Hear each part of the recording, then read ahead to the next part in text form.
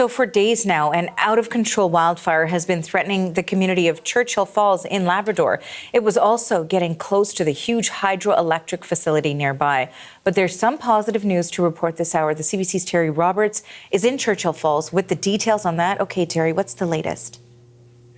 Well, the latest is that we're getting rain showers, which is great news. So that means relief for here in Churchill Falls in Western Labrador. And more good news is that there's rain on the way for tomorrow. And that's after what's been several very uneasy days here in Churchill Falls. Wednesday evening, a fire broke out just a kilometer away from the community, perhaps less than a kilometer.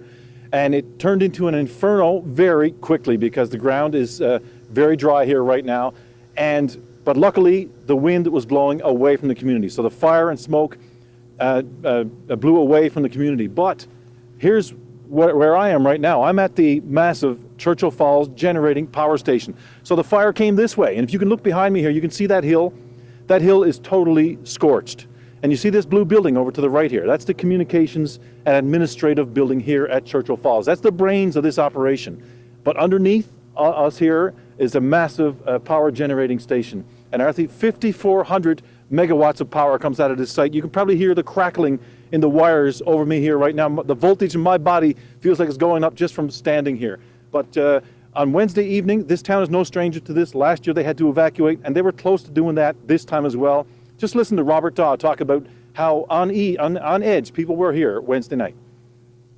It's unbelievable. You just look up almost as far as you could see. The sky was just white and black, just full and just raging. I was ready to go. After last year, I was planned everything. I got valuables in a certain spot. I have cash on hand, vehicles full of fuel.